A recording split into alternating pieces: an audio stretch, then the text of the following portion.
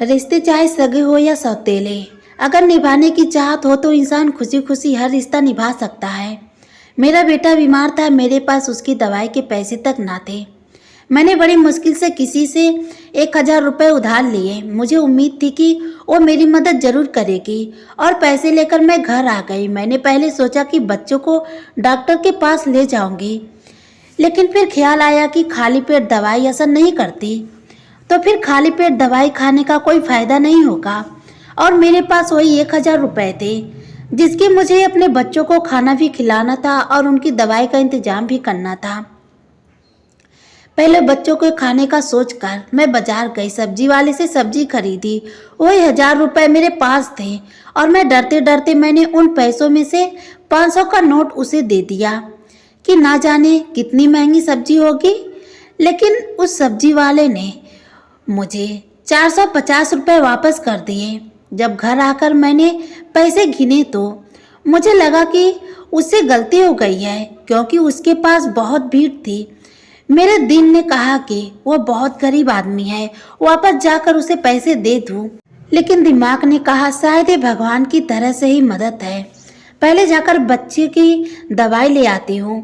मैं खुशी खुशी अपने बच्चे को डॉक्टर के पास लेकर गई और दवाई लेकर आई। बच्चों को खाना खिलाकर सुलाने के बाद मैं उस सब्जी वाले के बारे में सोचने लगी। ना जाने बाद में उसे अपनी गलती का एहसास हुआ होगा तो वो कितना पछताया होगा। मेरे पास कुछ पैसे बच गए थे। मैंने दिल में सोच लिया कि सुबह सवेरे ही जाकर उसे बाकी पैसे दे दूंगी और अगर कम पड़े तो उसे बता दूंगी कि मैं बाद में तुम्हें दे सकती हूँ। यकीनन वो मान जाएगा। लेकिन मुझे क्या मालूम था कि उस सब्जी वाले की गलती नहीं थी, बल्कि शायद मेरी गलती थी। मेरा रिश्ता एक गरीब घर से था। मेरे पापा शराबी थे और मेरी माँ लोगों के घरों में काम करती थी। मेरे पापा मेरी बड़ी बहन को जुए में हार गए था, जिससे हम दोनों बहनें एक दूसरे से जुदा हो गए।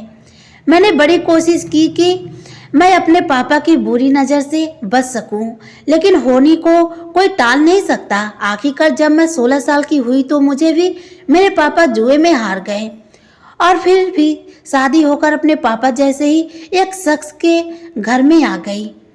मैं अपनी माँ की तरह लोगों के घरों में काम करती थी और अपनी कमाई अपने जोरी पति के हाथों से बचने के लिए तरह तरह की कोशिश करती थी। कभी कपड़ों की पोटली में छुपाती तो कभी राशन के डिब्बे में, लेकिन वो फिर भी मेरी कमाई मुझसे छीन ले जाता।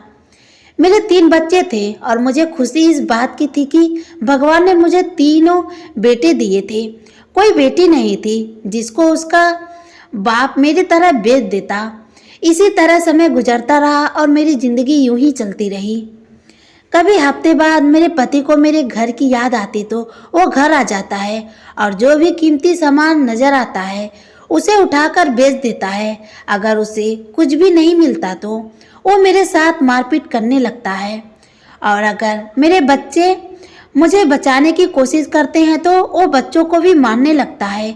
मुझे बस इस बात का सुकून था कि घर में मेरा अपना था और वह एक घर बेच नहीं सकता था, क्योंकि मेरे ससुर जी मेरी शादी के बाद ही अपने बेटे की हरकतों को देखते हुए ये घर मेरे नाम कर दिया था।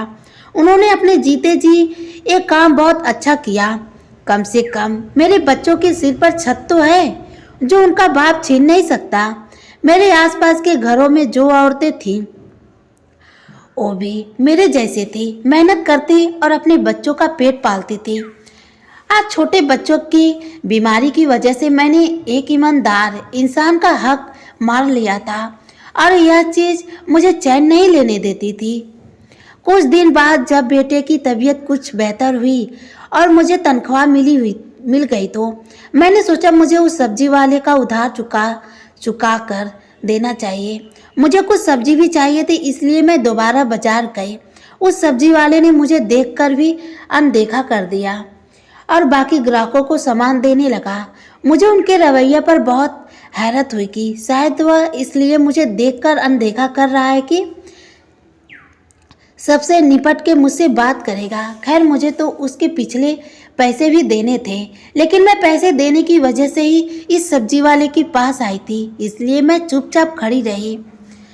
सबसे निपट कर वो मेरे तरफ देखकर बोला, क्या चाहिए? मैंने उसे बताया कि आपने पिछली बार मुझे ज़्यादा पैसे वापस कर दिए थे, लेकिन उसने मेरी बात अनसुनी कर दी और पूछने लगा कि अभी क्या चाहिए। मैंने काफ़ी सब्जी उसे बता दी और वो तौलने लगा। फिर सब्जियां तौलने के बाद मैंने उससे पूछा कि कितने पैसे हुए। वो मेरे चेहरे की तरफ देखने लग गया और जो उसने मुझसे कहा उसे सुनकर मुझे झटका लगा कि उसने मुझसे सिर्फ 50 रुपये मांगे थे। मुझे लगा कि उससे गलती हुई है, इसलिए मैंने 500 का नोट निकालकर उसे दे दिया, लेकिन उसने 50 रुपये ही काट कर बाकी 450 वापस दे दिए। और जब मैंने उससे कहा कि सब्जी तो बहुत महंगी है, तो उसने मेरी बात काट कर दूसरी ग्राहक की तरफ लग गया। मैं हैरान होकर घर वापस आ गई और फिर यह रोज का हो गया। मैं जब भी उस सब्जी वाले की दुकान पर जाती, मैं जितने रुपए की सब्जी लेती हूँ वो मुझसे केवल 50 रुपये ही लेता था। कभी कभार तो सब्जी 200 से 300 तक की होती थी, लेकिन वह मुझसे 50 से ज़्यादा नहीं लेता था और हमेशा इंतजार करता कि सारे ग्राहक हट जाए, या पहले वह मुझे सब्जी दे देता कि मुझे सब्जी देने के बाद सबको सब्जी देगा, ताकि किसी को मालूम ना हो कि इतनी सारी सब्जी वो मुझे 50 रुपये में दे रहा है। शुरू में तो मुझे यह बात बहुत अजीब लगती थी। जब सब्जी के पैसों की बचत से मेरे घर की बहुत सी ज़रूरतें पूरी होनी शुरू हो गई, तो मैंने भी हमेशा सब्जी लेने की उसी की दुकान पर जाना शुरू कर दिया। कम से कम 3 माह हो चुके थे मैं रोजाना सब्जी लेने जाऊं या हफ्ते में एक दफ़ा जाऊं।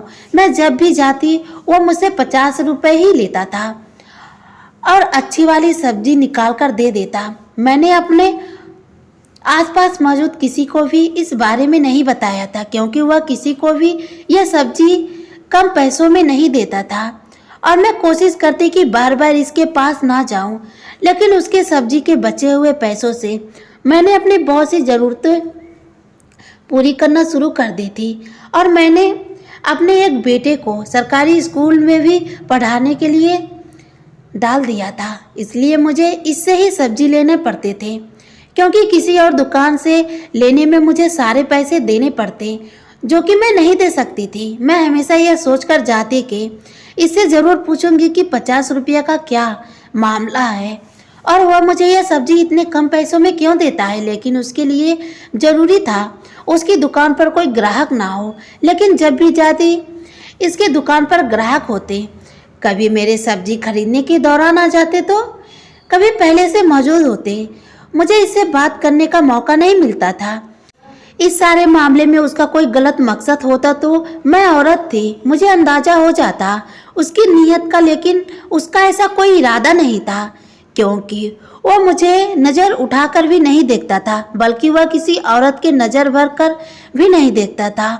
और यह बात उसकी शराफत की दलील थी। सवाल यह था कि अगर वह मेरी गरीबी की वजह से तरस खाकर मेरी मदद करना चाहता है, तो ऐसे तो बहुत लोग थे जिनको मदद की ज़रूरत थी, कि लोग तो ऐसे भी थे जो 2-3 दिन तक भूखे रहते थे, तो वह उन लोगों की मदद क्यों नहीं करता, मेरी मदद क्यों करता है। यह बात मुझे सोचने पर मजबूर करती थी और मेरे हर सवाल का सिर्फ सब्जी वाले के पास ही जवाब था, लेकिन मुझे उससे बात करने का मौका नहीं मिल रहा था। एक दिन जिस घर में मैं काम करती थी वहाँ पर कोई बहुत बड़ी दावत थी। मालकिन ने मुझे कहा कि मैं बाजार से सब्जी ले आऊँ और राम सिंह की मदद करूँ। मैंने कदम खुद पे खुद उस दुकान के तरफ बढ़ाने लगे। मैंने सोच लिया कि आज तो अच्छी खासी सब्जी चाहिए, तो कम से कम भी 2000 से 3000 की होगी। आज सब्जी वाला क्या करेगा। मैंने सारी सब्जी जब तोलवाई तो मुझे उसके चेहरे पर हैरत नजर आई, लेकिन उसने फिर खामोशी से सब्जी तोलना शुरू कर दी। और जब पैसों की बारी आई तो मैंने उसके हाथ में 500 रुपये दे दिए, जो मुझे मालकिन ने दिए थे। लेकिन हमेशा की तरह जब उसने इन 500 में से 50 काटकर बाकी रकम मुझे वापस करने लगा तो मैंने उससे कहा कि मैं ये सब्जी अपनी मालकिन के लिए लेकर जा रही हूँ। उसके हैरान चेहरे पर मुस्कुराहट आ गई और उसने सारी सब्जी के पैसे काट कर 2000 रुपये मुझे वापस कर दिए। तो मुझे यकीन हो गया कि वह सिर्फ मुझे ही सब्जी कम पैसों में देता है। उसकी दुकान पर उस समय भी कोई ग्राहक मौजूद थे, इसलिए मैं आराम से सवाल ना कर सकी। उस दिन तो मैं सारा दिन दावत में लगा रही और उससे अगले दिन तक मुझे टाइम ना मिल पाया कि मैं सब्जी वाले की दुकान तक जाऊं। कुछ दिनों के बाद जब मैं उसकी दुकान पर गई तो उसके साथ एक लड़का भी मौजूद था और वह वहां पर काम कर रहा था। हमेशा की तरह उसने मुझे 50 के सब्जी दे दी, लेकिन उस लड़के की वजह से मैं कोई सवाल ना कर सकी। कुछ दिनों के बाद मैं दोबारा दुकान पर गई तो वही लड़का था, वह खुद नहीं था। मैं कम पैसों की सब्जी लेने की आदी हो चुकी थी। मुझे हैरत हुई जब लड़के ने भी मुझे सारी सब्जियां 50 रुपए में ही दे दी। मैंने जब उस लड़के से सवाल की तो उसने मुझसे 50 रुपए ही क्यों लिए, तो उस लड़के ने बताया कि यह बात तो उसे खुद समझ में नहीं आ रहा कि उसके दुकान के मालिक ने उसे यह बात क्यों कही थी, क्योंकि वह तो सिर्फ मालिक का कहना पूरा कर रहा था। दुकान के मालिक ने उसे कहा था कि मैं जब भी यहाँ आऊँ, किसी भी समय कोई भी चीज़ लूँ तो 50 रुपए ही लेना।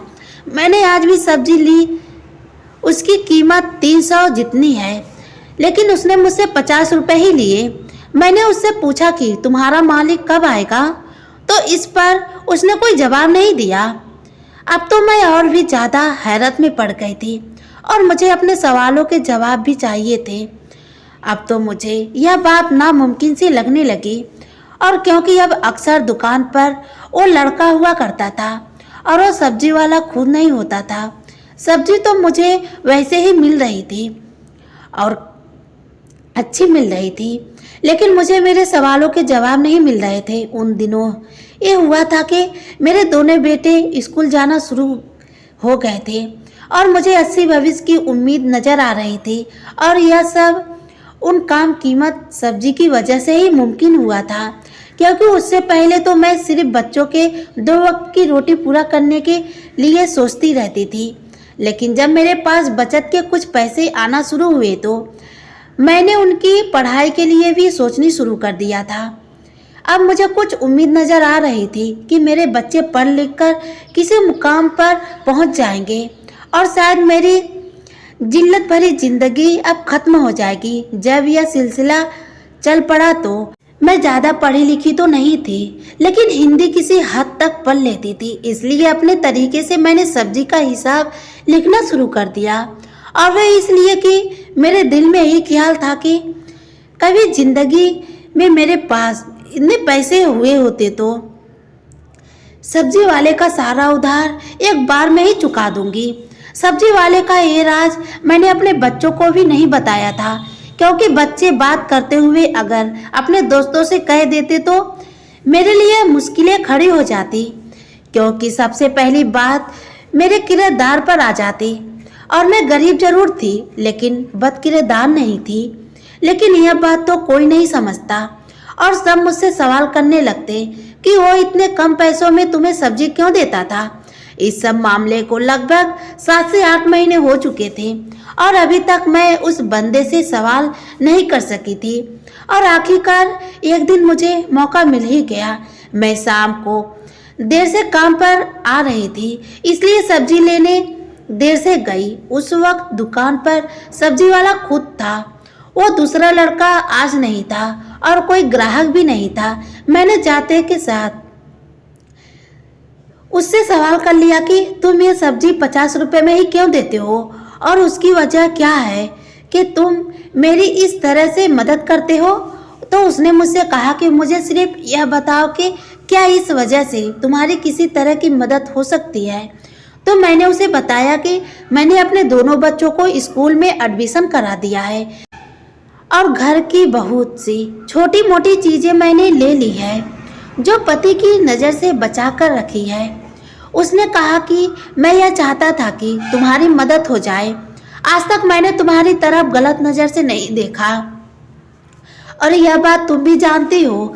मेरा मकसद सिर्फ तुम्हारी मदद करना था, लेकिन मेरा सवाल तो वही था कि अगर वो मदद करना चाहता था तो यहाँ पर बहुत से लोग हैं जिनको मदद की ज़रूरत है, क्योंकि जिस जगह पर उसकी दुकान है उसके आसपास हम गरीब लोग ही रहते थे।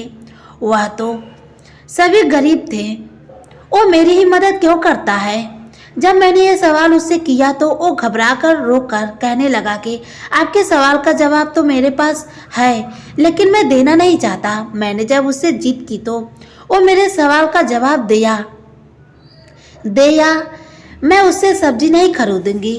तो वो और ज़्यादा परेशान हो गया। उसने मुझसे वादा लिया कि वो मुझे मेरे हर सवाल का जवाब देगा, लेकिन सब्जी हमेशा उसी के दुकान से लूँगी।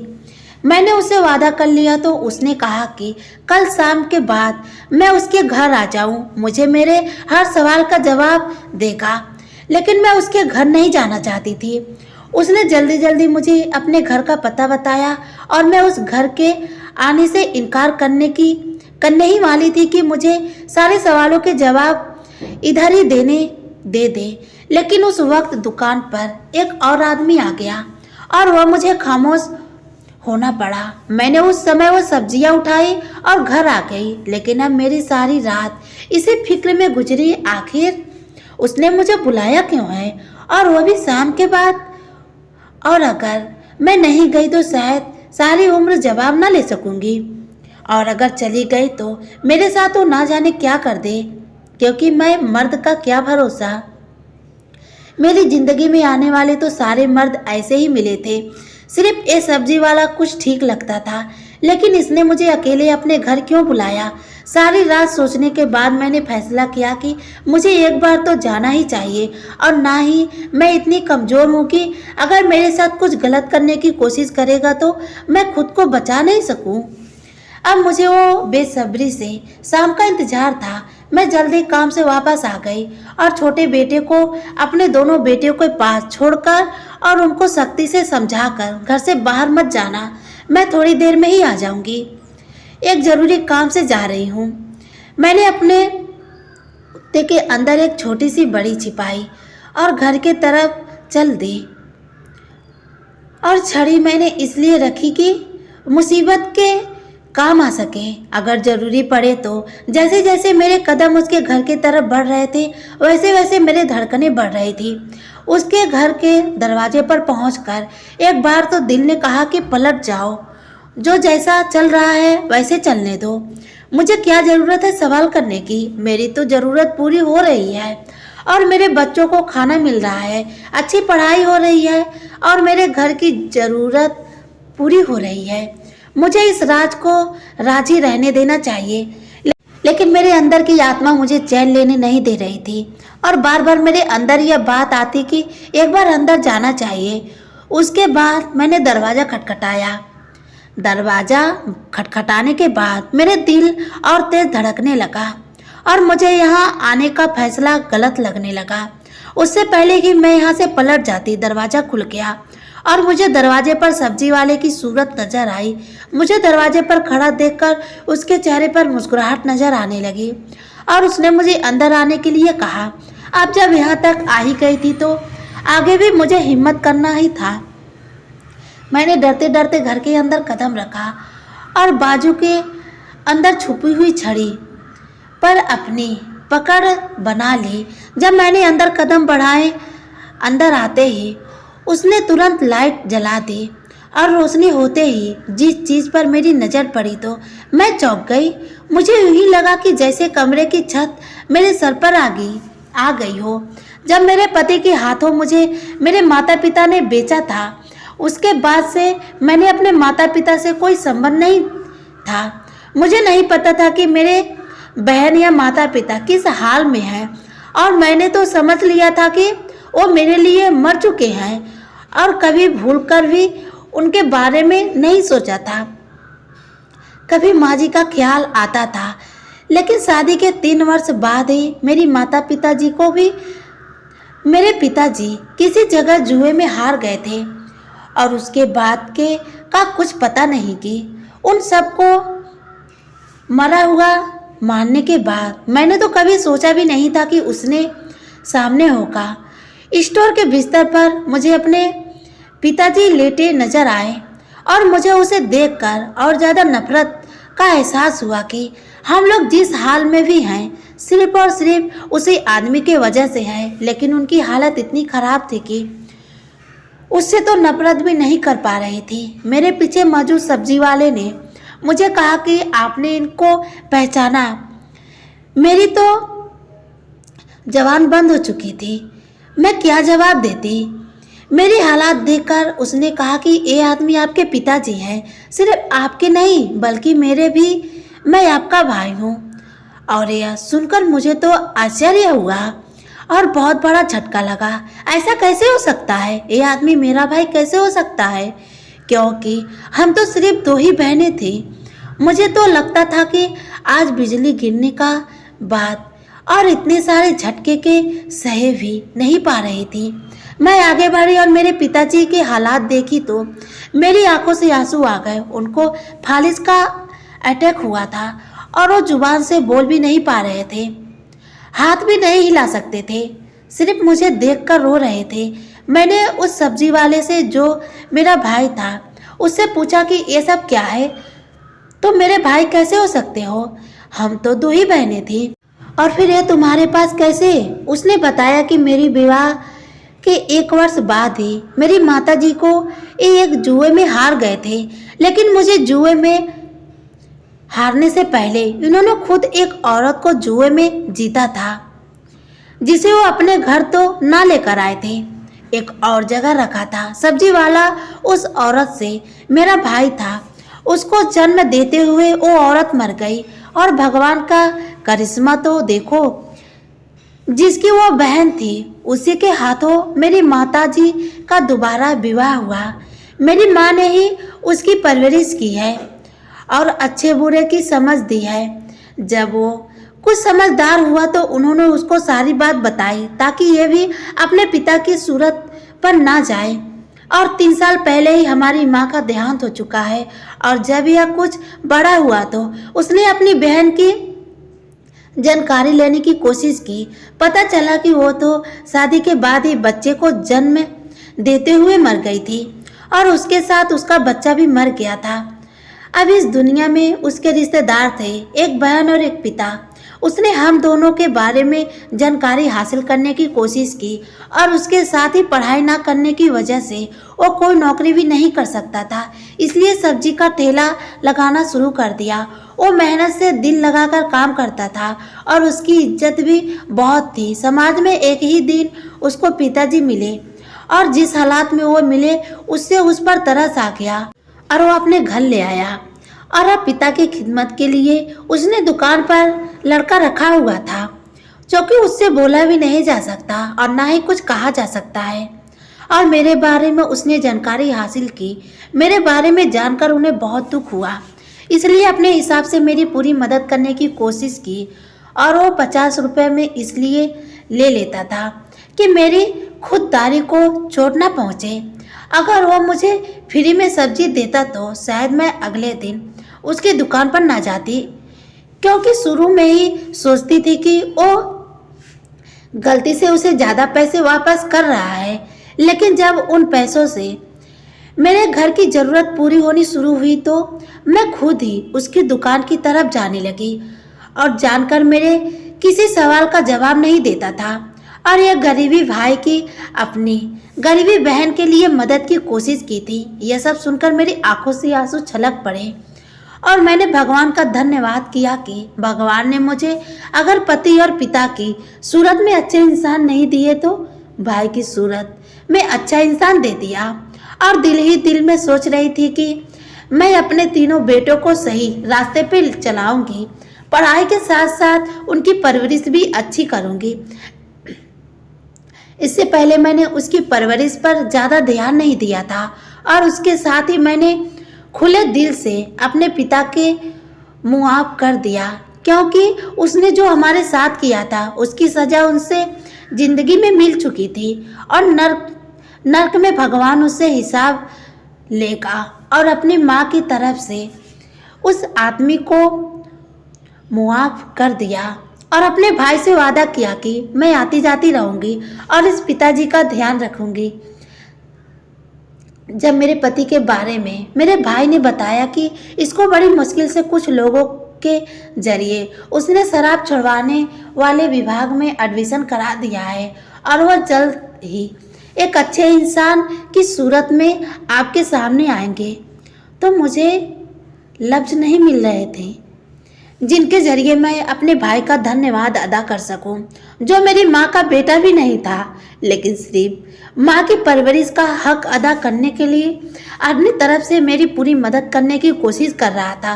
सच कहते हैं, जब परवरिश का असर बहुत अच्छा होता है तो उसकी रंगों में खून तो मेरे पिता का था, लेकिन परवरिश मेरी माँ की थी जो कि खून पर भारी पड़ गई। धन्यवाद।